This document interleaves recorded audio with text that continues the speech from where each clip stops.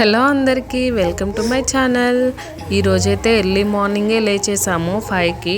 ఇంకా మా అత్తయ్య అయితే ఇంటి ముందు ఊడ్చల్లారు, నేనేమో ముగ్గేసాను. ఈరోజు భోగి కదా, అందుకే కుండల ముగ్గు వేశాను. బయట అయితే చాలా చలిగా ఉంది, మంచు పడుతుంది. పండగైనా ఏదైనా ఫస్ట్ అయితే ఇంట్లో పనులు కంప్లీట్ అవ్వాలి కదా, అందుకే ఇంకా మా అత్తయ్య బయట పనులు అవ్వగానే వెంటనే బట్టలు ఉతకడం స్టార్ట్ చేసేసారు. నేను కూడా మా అత్తయ్యకి హెల్ప్ చేశాను. ఏం కావాలి మోక్షమ్మా?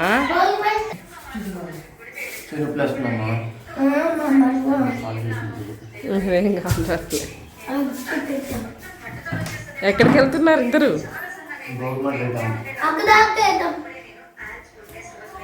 అమ్ములు భోగిమంట వేస్తున్నారు.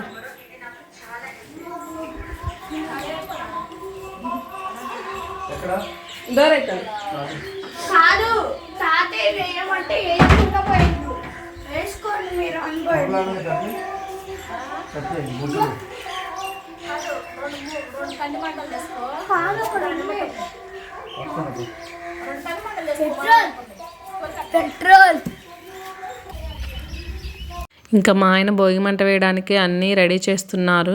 ఈ ముగ్గు మా అమ్ములు నిన్న నైట్ వేసింది. భోగి మంట ఎప్పుడు మా మామయ్య వేస్తారు, కానీ ఈరోజు మార్నింగ్ లేవగానే చేను దగ్గర ఏదో అర్జెంట్ పని ఉందని వెళ్ళారు.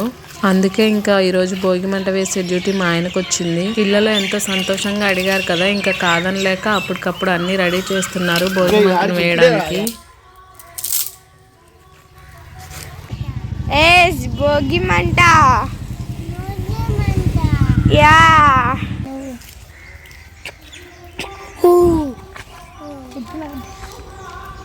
పిల్లలు బాగా ఎంజాయ్ చేశారు భోగి మంట దగ్గర.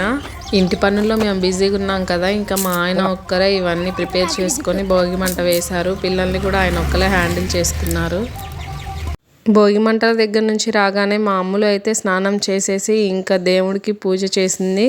ఇంకా వెంటనే టీ కార్పూస అయితే తినడం స్టార్ట్ చేసేసారు. పండగ వచ్చిందంటే చాలు ఇంకా మేము ఇంట్లో కారపూస చేస్తాం కదా, ఇంకా ఈ కారపూస నన్నాళ్ళు పిల్లలైతే ఇలా మార్నింగ్ టైంలో టీ కారపూస అడుగుతుంటారు. మీలో ఎంతమందికి టీలో కారపూస వేసుకొని తినడం ఇష్టమో కామెంట్ చేయండి. నాకు కూడా టీ కారపూస అంటే ఇష్టము, కాకపోతే నేను ఇప్పుడు టీ తాగడం లేదు. 10 years అయింది నేను టీ బంద్ చేసి. నేనైతే పాలల్లో వేసుకొని తింటాను కారపూసని. పాలు కారపూస కాంబినేషన్ కూడా చాలా బాగుంటుంది, ఒకసారి ట్రై చేసి చూడండి, ఆ టేస్ట్ కూడా మీకు నచ్చుతుంది. అందరూ టీ కారపూస తింటుంటే మనం ఊరికే ఉండలేం కదా, అందుకే నేను ఇంకా పాలు కారపూస తింటాను.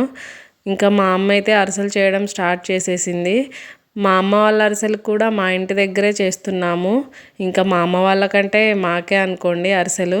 పండగ వచ్చిందంటే చాలు ఇల్లు మొత్తం ఇలా అందరితో సందడిగా ఉంటుంది. మా చిన్నప్పటి నుంచి కూడా మేము ఎప్పుడు అరిసెలు చేసినా కూడా మాకు అరిసెల పాకం మా అమ్మనే పడుతుంది. ఇలా సంక్రాంతి పండగకి దసరా పండగకి అయితే కంపల్సరీ అరిసెల కారపూస చేస్తాము. ప్రతిసారి మా అత్తయ్య కూడా అరిసెల కారపూసనే చేస్తుంది, కాకపోతే ఈసారి వెరైటీ ఏమన్నా కావాలని మా అత్తయ్య బూందీ లడ్డు కారపూస చేశారు. మా అమ్మేమో ఇంకా అరిసెల కారపూస చేస్తున్నారు. పిండి మొత్తం వేసాక ఇంకా పాకం గట్టి పడుతుంది కదా, అందుకే ఇంకా తిప్పడం మా అత్తయ్య వల్ల అవ్వలేదు మొత్తం కలపడానికి. అందుకే ఇక్కడ మా బావగారిని పిలిచారు హెల్ప్ కోసమని.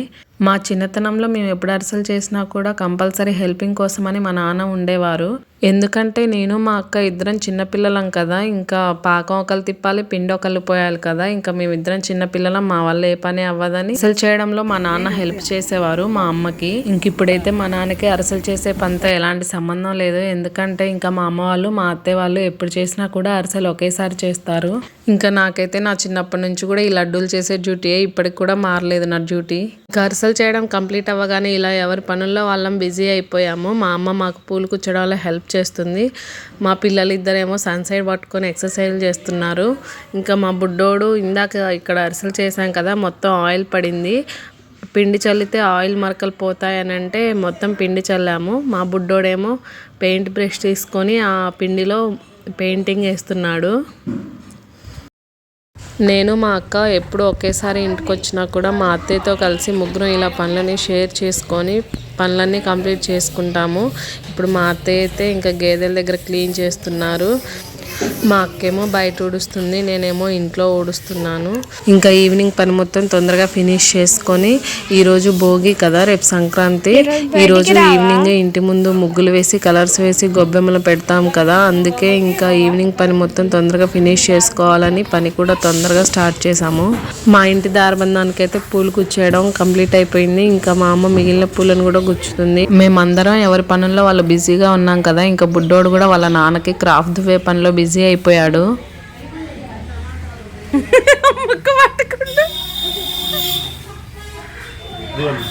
అక్క ఇక్కడ పెట్టినా.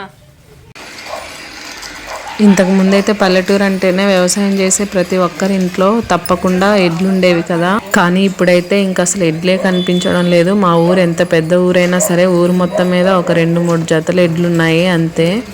అక్షమా ఏం చేస్తున్నా? ఏం తింటున్నా? మా మోక్షికి ఇలానే బయట కూర్చొని తినడం అన్నా ఆడుకోవడం అన్నా చాలా ఇష్టము. ఇంకా ఖమ్మంలో కుదరదు కదా, ఇక్కడైతే వాడికి నచ్చినట్టు వాడు ఉంటాడు.